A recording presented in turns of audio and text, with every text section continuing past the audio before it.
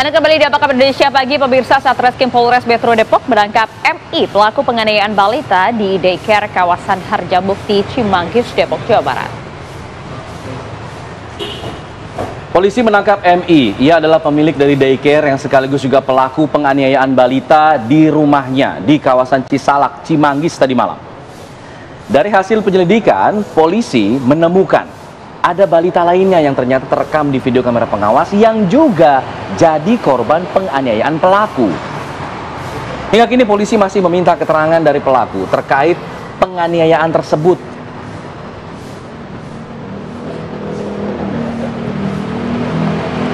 Baik, untuk mendalami mengenai kasus ini, kita sudah terhubung bersama dengan Kapolres Metro Depok, ada Kombes Arya Perdana. Selamat pagi Pak Kapolres. Selamat pagi Pak Kapolres, Assalamualaikum. Waalaikumsalam. Ya, Pak Kapolres, kami ingin tahu mengenai MI ini Pak. Beliau ditangkap memang karena, apa benar, karena di media sosial sempat beredar bahwa MI ini bukanlah pelaku yang ada di video rekaman. Apakah benar yang di rekaman CCTV itu adalah MI ini Pak?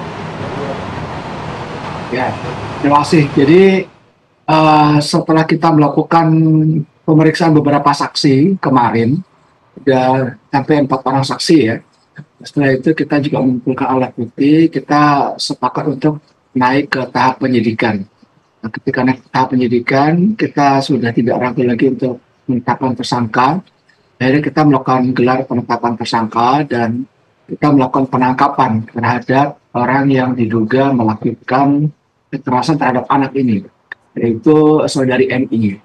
Nah, ketika saudari MI ditangkap tadi malam, itu sudah dipastikan kepada yang bersangkutan bahwa yang ada di video itu adalah saudari MI, dan saudari MI juga mengakui bahwa yang di video itu adalah beliau.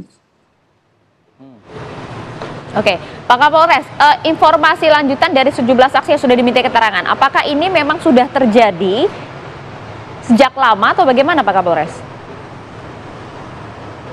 Kalau dari saksi-saksi yang kita periksa sementara ini memang kita fokus pada kejadian yang ada di CCTV Video. Tapi kejadian-kejadian lain kita dapat melihat sendiri bahwa CCTV itu ada beberapa bagian, artinya ada 3 CCTV yang tanggalnya berbeda, dan kemungkinan besar memang tidak hanya satu kali dilakukan oleh si pelaku. Ini pelaku lainnya pun sudah kita, untuk korban lainnya sudah kita hubungi untuk memberikan keterangan di Polres. Operasional dari daycare sendiri seperti apa Pak? Sehari-harinya apakah ia menjalankan ini sendirian atau memang ada pengasuh lain sebenarnya? Ya, kalau untuk operasi daycare tentu tidak sendiri ya. MI ini adalah pemilik dan di situ ada beberapa pengasuh lainnya yang juga nanti akan kita ambil keterangannya untuk memperkuat penyidikan yang kita lakukan. Sebenarnya setelah kita melakukan pemeriksaan terhadap dinas perizinan yang ada di Kota Depok, untuk daycare-nya sendiri izinnya hanya untuk PAUD, jadi tidak untuk melakukan penitipan anak, sehingga ini juga sudah menyalahi aturan ya Sesuai izin yang dilakukan saudari MI. Oke, total sebenarnya Pak Kapolres hingga saat ini terakhir sudah ada berapa anak sih yang kemudian dititipkan di daycare ini? Total anak yang dititipkan itu kami masih mendalami karena sampai saat ini pemeriksaan masih berlangsung di Polres untuk si terduga pelaku. Kan ada korban-korban lainnya ya Pak Kapolres ya?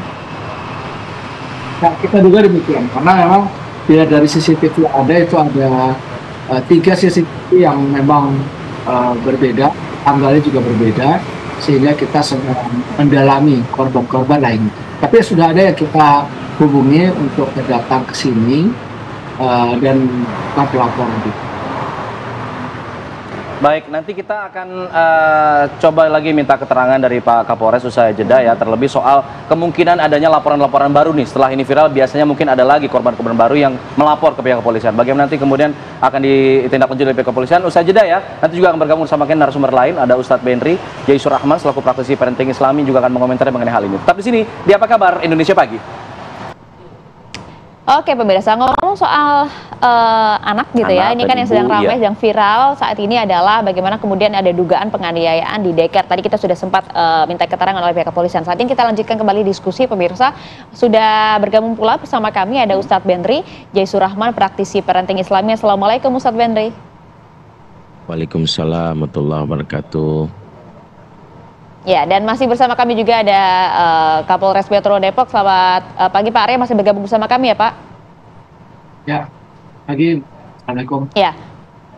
Waalaikumsalam. Ya baik, saya mau ke Ustadz Benri lebih dahulu. Ustadz Benri, tentu mendengar informasi mengenai hal ini sempat viral dan informasinya kan tadi dari Pak Kapolres sudah ditangkap pelaku yang diduga berada dalam video tersebut. Menurut Ustadz Benri seperti apa melihat fenomena ini yang lagi-lagi kemudian terjadi, sedangkan orang tua kan harusnya menitipkan anak di sebuah daycare itu kan ingin anaknya kemudian merasa nyaman, dilindungi, aman, ya, gitu. diayomi begitu ya.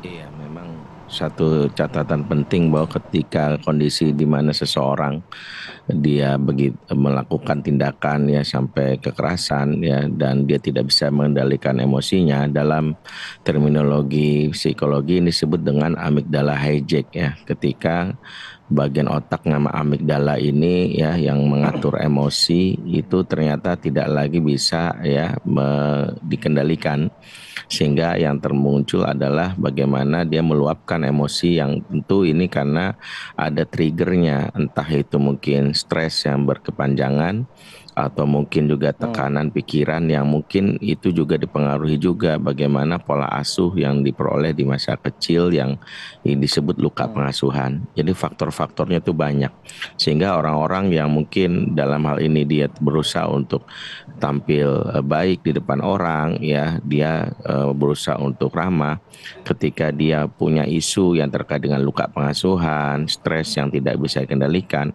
saat itu sudah meluap, maka bagian otak amigdalanya itu langsung bereaksi dan akhirnya tidak bisa mengontrol dirinya dan meluapannya apa yang ada di saat itu. Kalau ada anak-anak yang dipukul, kalau dalam hal ini ada misalnya benda-benda yang dipecahkan dan itu luar kendali, dan inilah salah satunya yang mungkin harus kita waspadai yang dialami oleh kita dan juga para orang tua serta para pendidik. Makanya orang-orang yang memiliki kemampuan mengendalikan amarah itu, yang itulah yang disebut Nabi sebagai orang-orang yang kuat, orang-orang yang perkasa. Ya, kata Nabi, laisa syadid bisuro'ah walakin syadid man yamliku nafsahu indal ghadab. Ya, orang yang kuat itu, yang perkasa, bukan yang memalahkan musuh di medan tempur, tapi dia yang bisa mengendalikan dirinya di saat marah. Nah, inilah diantara pelajaran buat kita yang harus kita ambil hikmahnya gitu.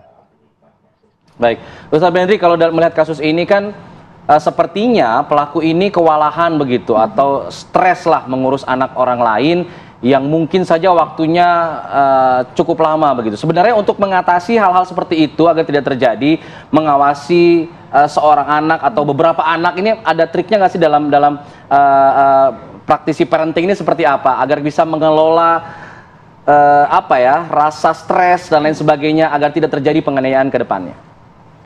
Ya, sebenarnya itu harus diukur dari waktu dia membuka pagi ya, karena pagi itu kan kita mengetahui mood diri kita, apa yang disebut mood booster. Makanya ketika pagi hari kita ngerasa ada beban emosi, ada kayak pikiran, sebenarnya kita harus sudah mengenali dan mengetahui bahwa ada beberapa trigger yang harusnya dia hindari. Misalnya ketika dia tahu bahwa aduh kayaknya saya nggak bisa deh nanganin anak-anak dalam waktu yang lama atau dalam jumlah yang banyak, di situ sebenarnya pendelegasian itu sangat penting ya untuk bagaimana dia berupaya untuk tidak melakukan hal itu. Atau yang kedua sebenarnya dalam syariat Islam diajarkan juga hal yang dicontohkan oleh Nabi untuk bisa bagaimana mengatasi stres dan amarah. Mulai bagaimana Nabi ketika mencontohkan para sahabat ketika pulang dari perjalanan safar yang lelah, Nabi meminta sahabat itu untuk mandi dulu, kemudian setelah itu berganti pakaian, setelah berganti pakaian diminta untuk sholat, makan dulu karena kondisi emosi juga pengaruh lapar. Yang keempat adalah disuruh untuk sholat sunnah, yang kelima berdoa. Nah, 5 tahapan ini memang harus sudah ritualnya dilakukan bagi orang-orang yang akan menghadapi rutinitas. Tapi dia juga harus mengenali apakah dia termasuk orang yang punya isu yang terkait dengan luka pengasuhan yang membuat trigger-trigger yang akan memicu stres itu akan berdampak kepada reaksi dia di saat marah. Nah, inilah kadang-kadang ada orang yang dia tahu dia punya isu ini, tapi dia mencoba untuk berlaga atau mencoba untuk tetap untuk profesional, akhirnya kondisi otaknya tidak bisa dikendalikan, dan inilah penyebab kenapa akhirnya puncaknya dia menjadi pribadi yang emosional. Baik. Ya. Memang kan sebenarnya merawat anak kan susah gampang ya, nggak mudah juga. Terlebih lagi dia harus kemudian membuka sebuah tempat penitipan anak, merawat tidak hanya 1 atau 2 anak saja begitu. Tapi Pak Kapolres, apa sih alasan yang disampaikan oleh pelaku ini usai ditangkap kemarin? Apakah memang betul karena faktor kelelahan dan lain hal? Ambil sekilas keterangan dari pelaku menyampaikan hanya khilaf saja. Jadi belum ada alasan yang spesifik sampai saat ini untuk perlakuan yang dilakukan oleh terduga pelaku terhadap anak ini. Apakah sempat didalami oleh pihak kepolisian, Pak, mengenai ia punya trauma pola pengasuhan misalnya zaman dulu? Tadi kan disampaikan Ustadz Bendy seperti itu. Jangan-jangan ia dulu diasuhnya mendapatkan pola yang sama seperti ia melakukan anak-anak yang dititipkan kepadanya ini? Ya, nanti tentunya kita akan melakukan tambahan kepada yang bersangkutan apabila nanti sudah lengkap ya keterangannya. Terus kita akan coba mengorek informasi nanti dari keluarganya, gitu ya. Selebihnya juga kita nanti akan mencari informasi dari ahli, mungkin dari psikolog, gitu ya, untuk mengetahui bagaimana karakter dasar dari terduga pelaku. Sehingga nanti kita bisa mendapatkan motifnya, mengapa dia melakukan itu. Ya, Pak Kapolres, tadi Ustadz Bendy juga mengatakan sebaiknya kalau misalnya ia merasa tidak sanggup, ia harusnya mendelegasikan ke orang lain yang bisa untuk mengatasi pola pengasuhan di daycare-nya itu. Nah, apakah pendelegasian itu dilakukan oleh pelaku? Misalnya memberikan perintah kepada bawahannya untuk membantu pengasuhan di sana. Ada pengasuh lain juga di sana ya? Begitu. Ya, tadi di awal saya sampaikan pada prinsipnya sebenarnya daycare ini untuk PAUD ya. Jadi bukan untuk penitipan anak. Memang kalau penitipan anak, pola pengasuhannya juga izinnya juga pasti berbeda. Dan orang-orang dipekerjakan pun pasti nanti akan berbeda. Karena tidak hanya sekedar mengajar, tapi juga mengasuh kan begitu ya. Nah, kalau masalah pendelegasian, tentu yang bersangkutan tidak bisa bekerja sendiri. Tetapi yang kita lihat di CCTV memang ada perlakuan kasar yang dilakukan oleh si terduga pelaku, sehingga kita melihat ini mungkin yang dilakukan oleh si terduga pelaku ini walaupun sudah mendelegasikan wewenang tetap dilakukan oleh si terduga pelaku pada anak-anak. Baik. Oke, baik. Saya mau ke Ustadz Benry deh, Ustadz. Kalau melihat hal ini, Ustadz ya, bagaimana ya kemudian dilema juga nih bagi seorang ibu yang kemudian harus bekerja, harus terpaksa begitu ya menitipkan anaknya di sebuah tempat penitipan anak. Tapi marak juga hal semacam ini begitu loh. Bagaimana kemudian hal yang harus dilakukan ya oleh para ibu di luar sana, Ustadz Benry? Sebenarnya Sebenarnya kan kita sebenarnya bisa mengenali calon pengasuh yang akan kita amanahkan ya untuk bisa mendapatkan yang namanya treatment yang terbaik. Setidaknya kenali dia di beberapa situasi di orang terdekatnya. Karena kan sebenarnya kita bisa menebak beberapa pola perilaku itu dari orang terdekat yang pernah nginep sama dia, pernah muamalah sama dia, bahkan pernah dalam konteks yang berkaitan dengan safar sama dia. Misalnya kalau di sebuah institusi, misalnya lembaga yayasan, tanya sama berapa banyak orang yang mungkin berapa kali gitu terjadi mutasi atau orang yang nggak tahan kerja sama orang tersebut, itu menjadi salah satu isu yang bisa kita lihat. Misalnya, nih berapa banyak orang yang dikerja di tempat ini kok ya, keluar masuk, pengasuhnya ada lagi lain gitu. Dia sebagai pimpinan bisa nggak dalam hal ini memberikan nyaman, karena orang-orang yang memiliki isu emosi itu pasti orang terdekatnya sudah muamalah bersama, pasti tahu dia kontrol emosinya rendah nih gitu, sehingga anak buahnya sendiri bisa menebak itu gitu. Dia tidak serta-merta muncul tiba-tiba dalam kondisi misalnya lagi marah tiba-tiba ngamuk gitu, tapi dia bisa ditebak pola perilakunya, karena sejatinya emosi itu terbaca polanya bahkan dari dia kecil gitu. Dalam situasi seperti inilah sebenarnya kita bisa melihat kondisi track record orang tersebut ya, dalam kondisi orang-orang sekitarnya dalam menilai dia. Jadi itu yang pertama. Kedua, memang pentingnya orang tua setelah pulang itu untuk selalu melakukan jurnal emosi, jurnal malam kepada sang anak. Kan beberapa perilaku itu bisa eskalasinya bisa kita lihat. Saya anak ini mungkin sebelum melakukan kekerasan pernah nggak mengalami seperti dibentak gitu ya. Seperti misalnya gimana perlakuan si ini kepada kamu, kan kita harus emosinya harus kita bisa eksplorasi dari si anak. Kadang sinyal-sinyal tentang kondisi anak itu tidak kita perhatikan, kita abai, malah kita bilang kamunya kali ngerepotin gitu. Padahal beberapa itu bisa kita tebak kenapa orang yang kita amanahkan ini misalnya bersikap yang tidak sabar. Nah, itu bisa kita tebak eskalasinya ini dari mana. Informasi yang kita terima dari anak setiap harinya, setiap malam, sebagai bagian untuk kita mencoba merilis. Jangan-jangan anak juga punya cipratan emosi negatif dari pengasuhnya yang ada di daycare seperti itu. Kedekatan dengan sang anak juga penting untuk kemudian mengorek berbagai informasi keseharian aktivitas anak pada saat berada di daycare ya. Baik, terima kasih Ustadz Bentri. Saya coba ingin tanyakan juga. Ya, maksudnya jangan berharap daycare ini seolah-olah menjadi solusi dari pengasuhan gitu. Dia kan situasi sebenarnya tidak ideal, darurat. Jadi orang tua juga harus berpikir bahwa pengasuh utamanya adalah orang tua. Jadi jangan sampai merasa daycare itu kayak bengkel, kayak laundry gitu. Padahal sebenarnya yang menjadi tanggung jawab adalah orang tua, seperti itu.